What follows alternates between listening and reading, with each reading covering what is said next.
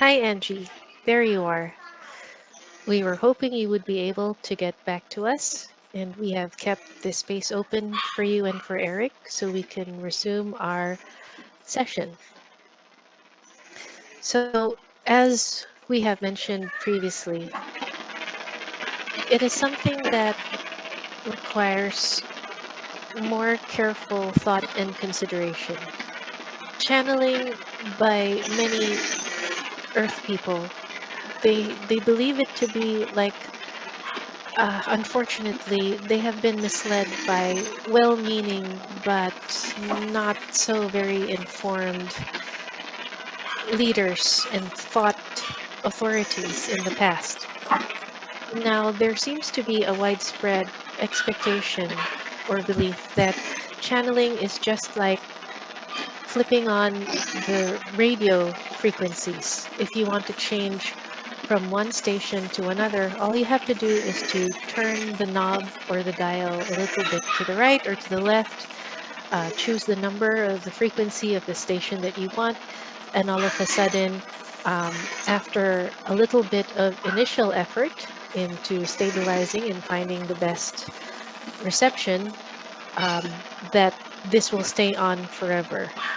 So we have also paid attention to the brief conversation that you have had with Angie prior to getting back into this state, and we also agree with you on that. Channeling is a little bit of a special skill. It is ordinary for the most part. However, it's a strange fruit. We're trying to find the appropriate Earth colloquialism, but we can't seem to find an appropriate thing by accessing Angie's brain as she generously allows us to do so. So, the closest thing we can say right now is that channeling is a strange fruit. It seems like you have to do so much to put in effort to be a clear channel, to work on yourself, to get rid of your fears, and to do this. And after a humongous amount of effort, you seem to only be rewarded with tiny, tiny fruits. It's as if you were expecting a whole wheelbarrow of apples in exchange for the labor that you put in, but in return, you may have gotten one, two, or three apples at the most. As you stare in disbelief at your hands, at the fruits of your channeling labor, you might seem to come to the conclusion, and this is something we totally understand, that what? This is it? That's it? This is all I get? Are you galactic scammers or something trying to make fun of the poor humans who are following your advice and tirelessly working to improve themselves for the promise of a reward? And then at the end of all their struggles and labors, this is all we get? Are you serious?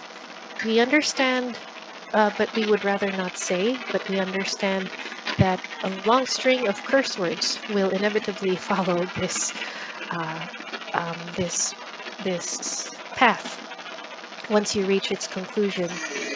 But we would also like to say that not all the things that are worth having in life come with an come with what seems to be an appropriate risk to reward or reward to benefit ratio.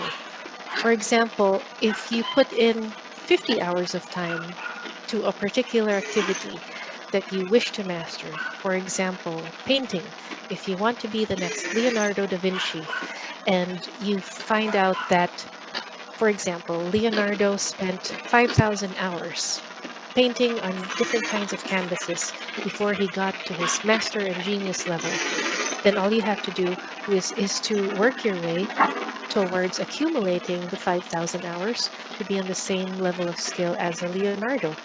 This is very human, it's very linear, and in most cases in your 3D world, it is an appropriate expectation to have. However, things are more flexible in 5D. In 5D, as you will soon come to realize, sometimes you put in 5,000 hours and you have not even reached the barest part of being a Leonardo da Vinci. You might even reach the level of a kindergartner after putting in so much time. So why bother with the effort, you ask? It's a little bit hard to explain because in 5D, we are struggling to find a concept to translate it. Remember the funnel?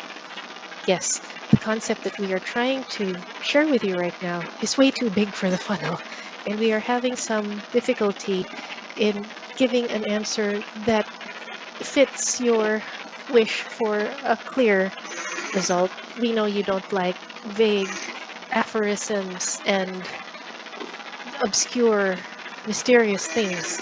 So forgive us if we are trying to say that right now you will have to get to 5D in order to expand your funnel so that we can pour in the appropriate explanation that makes sense. Right now, we cannot seem to find the equivalent, but we can tell you and share with you that when you get to 5D, it won't matter so much anymore what risk or reward you take and calculate to get the benefits out of. There will be a new skill set, a new reason for being that will arise inside of your consciousness that will only arise if you go through, if you allow yourself to go through these struggles that you are going through right now. And you will begin to see, much like the Zen masters who can stare at a single teacup for the entire day and never feel bored because they are amused by all the nuances and delicacies and sensitive things that they have opened themselves up to by staring at a teacup for one entire day. It is sort of like that. You can think of channeling as your Zen teacup. Your channeling skill is not something to be like a marathon or a skill set that you work towards and you train hard to in order to get a certain medal or distinction. Your channeling skill set is much like a Zen teacup that is given to you. Most people, and Eric, you know who we are talking about here. Most people are given the channeling teacup.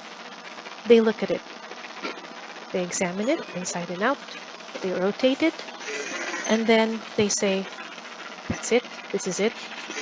Where's the shining glory of channeling that I can take back to my regular friends who are not convinced of the importance of my spiritual practice? How can I convince them? I need something bigger and shinier. Give me a Ferrari. Don't give me this stupid clay teacup." They're sort of coming from that perspective. And again, we understand. We understand the importance of showing your worth and trying to communicate your your spiritual pursuits.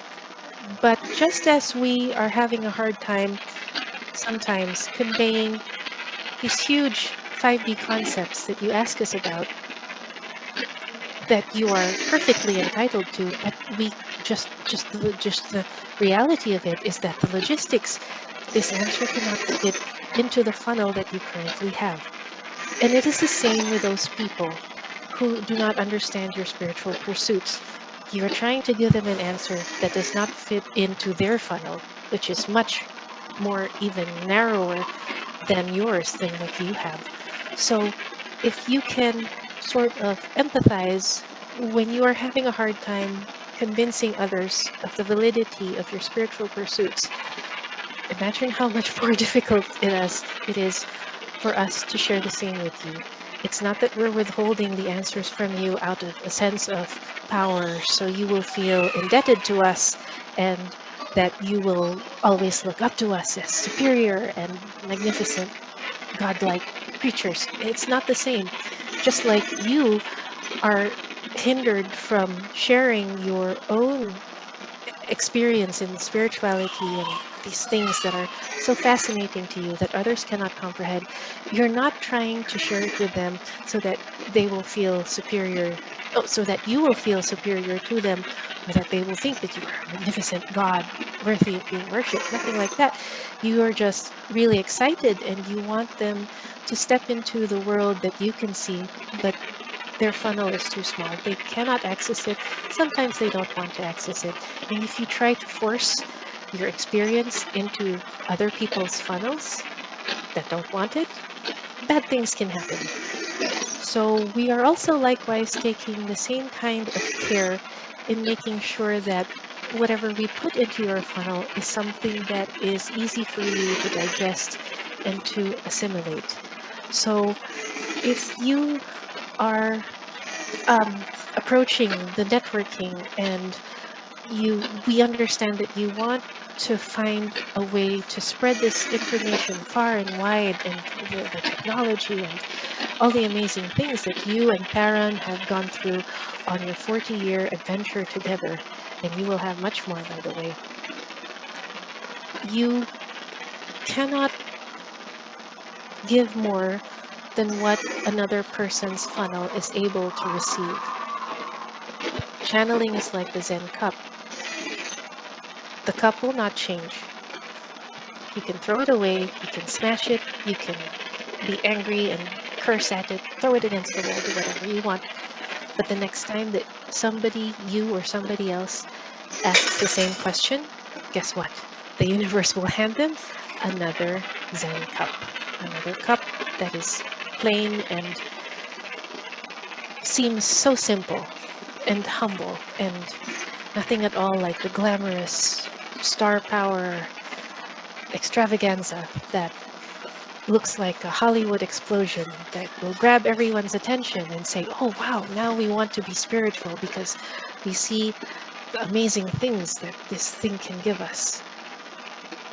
To shift the mindset into an appreciation of the Zen cup requires the same things that we have spoken about earlier, and we apologize. The repetition is not meant to make you feel inadequate. The repetition is a means of gently reinforcing the same thing. To use the funnel analogy again, instead of giving you the answer that you can work with at this point in time in one straight pour, what we are doing is we pour a little bit. We wait for all the liquid to go down, to assimilate into the bottle and to stabilize. And then we pour a little bit more liquid, and then a little bit more, and then a little bit more, until the entire answer is assimilated into you in a way that is safe and gentle, maybe a little bit discomforting, but um, all change will require a little bit of discomfort and stretching out of your comfort zone. So again, to repeat, and this is probably the second to the last pour that we will do into your funnel, so to speak, to repeat the analogy, the story again, flip on the switch. But it is not enough to flip on. The switch is just the beginning. The switch is not the same as the radio dial that you just have to tinker with for a small bit and then, that's it, I'm done. The switch is just the beginning. You have to go through the journey to find which signal is the best for you. You will encounter many kinds of signals. Some will tell you this, some will tell you that. Some of them may not have your best interests at heart. But again, all of this experience, the hero's journey, the struggles. Who would love a story about a hero where everything came so easily to them? Who would want to pay for a book where, as early as page 1, or maybe even page 10, the hero gets the princess and the castle and the wonderful kingdom, and that's it. The rest of the next 100 pages in the book are just about, I'm so happy and this is what I do and amazing and good things.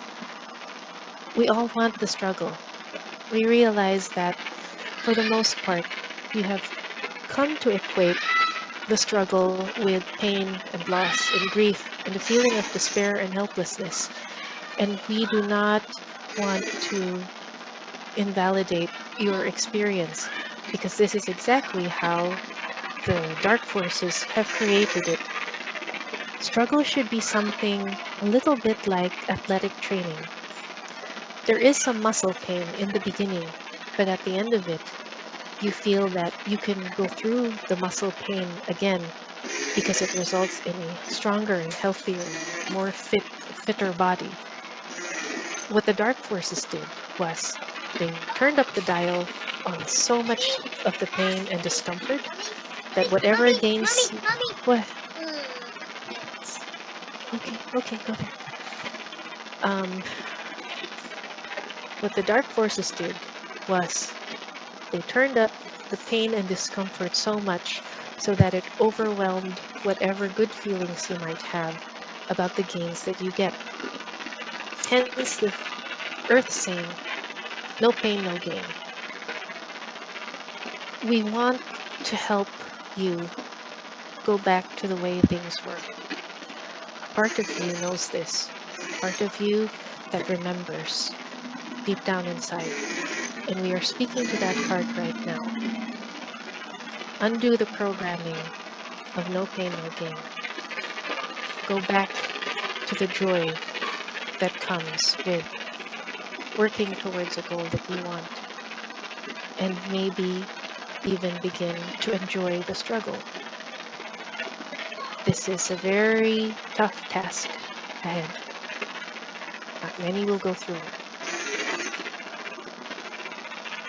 All of this struggle just for a simple clay cup? I don't want to channel anymore. So many other people that we have attempted to help in the past have reached this point and said, no, thank you. This is not for me. Maybe I'll devote my time to something else, something that makes more sense to me right now. And it is absolutely a valid choice to make. But because you are specifically asking about channeling, we would also like to point out that there are so many joys and wonderful discoveries that wait for the person who perseveres and sticks through what seems to be so much effort for so little rewards. Imagine a piece of caviar. It is considered to be one of the most delicious foods in the world. But to get the enjoyment out of this piece of caviar, you only need less than a teaspoonful of top quality caviar in order to get the maximum enjoyment. Now, contrast this with, for example, a piece of roast chicken, the most delicious roast chicken in the world. You can eat way more than one spoonful of the most delicious roast chicken in the world. But in the end, caviar will still be more delicious than chicken, or so many of your famous chefs will say. Channeling may be a little bit like that. We are having a hard time finding an analogy that is appropriate and exact. So excuse us if sometimes we can't um, deliver an analogy that perfectly answers the topic at hand. But it's a little bit of the same thing. In the end, after all your struggles with channeling, it looks like I only have a teaspoonful of results to show for it. People will laugh at me. All of that work I did, it's wasted, and I just got this one teaspoon. But if they could only taste even one piece of the caviar that you have worked for yourself, they will begin to understand. No amount of theory or explanation will make sense to them until they taste it. But here's the catch, Eric. They can't eat caviar that they have not worked for themselves. Only you can reap the fruits of your labor. So it's a little bit of a catch-22 because now you have all of these wonderful and amazing things, but only you can enjoy it. That's the way it was meant to be. There are some things on the spiritual path that can only be enjoyed by the seeker who put in the effort and the time and the dedication and the hours and maybe the lifetimes to achieve that result. It will never make sense. Never. So stop trying to make others understand what their funnels cannot hold at this time. See to your own funnel, go after your own caviar, and the network will take care of itself. Would you like to ask a question? Yes, thank you. To the full.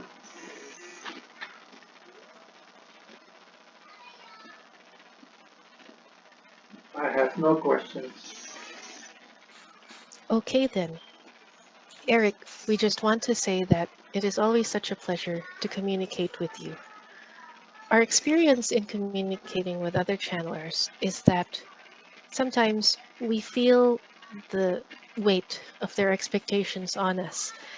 And when somebody comes into a channeling session, when they walk in with the weight of these expectations, for example, a channeler is expecting us to always say messages of love and light and bliss, and they restrict us from saying the more pedestrian things. We find that these expectations tend to constrict their funnel.